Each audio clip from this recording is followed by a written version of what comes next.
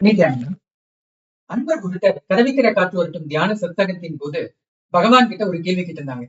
நாங்க அசைவம் சாப்பிடலாமா, அது நல்லதா கெட்டதா அப்படின்னு சொல்லி கேட்டாங்க.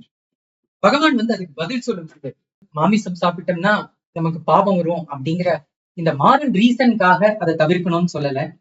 அதை தாண்டி ஆழமான ஆன்மீக காரணம் இருக்கு. இப்போ ஒரு விளக்கு நம்ம கொள்ளும் போது அது ஒன்றும் ரொம்ப சந்தோஷத்துல வாழ்த்திட்டு நீங்க என்ன சாப்பிடுங்க அப்படின்னு சொல்லிட்டு சாப்பிட போறது இல்லை. அதை கத்தியில வச்சு அறுக்கும் போது அது கதறி துடிக்க துடிக்க பயத்திலையும் வேதனையிலையும் துக்கமும், அதே மாதிரி அந்த வயலன்ஸும் இந்த மசில் மெமரிலையும் பயம் மெமரிலையும் போய் தங்கும்.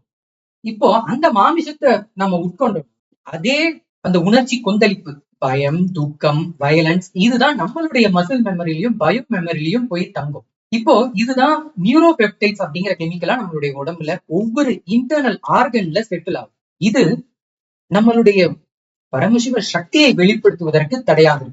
பகவான் அவங்க தீட்சை கொடுத்த உடனே நம்ம ஒவ்வொருத்தருமே அந்த பரமசிவனுடைய சக்தியை, அதாவது 3ஆம் கண் சக்தியை வெளிப்படுத்துவதற்கான தகுதியை பெறோம்.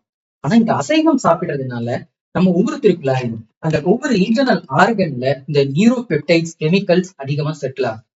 சோ இந்த காரணத்தினால நம்மளால சக்தியை வெளிப்படுத்த முடியாம இருக்கு. நாம ஒவ்வொருத்தருமே பிறந்த நோக்கமே நாம் பரமசிவனாக வாழ்வதும் பரமசிவ சக்தியை வெளிப்படுத்தி வாழணுங்கிறதுக்காக தான்.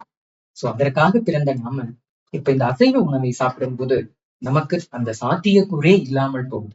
இந்த ஒரு காரணத்திற்காக தான் அசைவத்தை தவிர்க்கணும்னு பகவான் சொல்றாங்க. சோ இதை புரிந்து கொண்டு நாமும் நமக்குள்ளார சைவ உணவை எடுத்துக்கொண்டு நம்மளுடைய வாழ்க்கையின் நோக்கமான பரமசிவ சக்தியை வெளிப்படுத்துவதற்கு தயாராக. நித்யானந்தம்.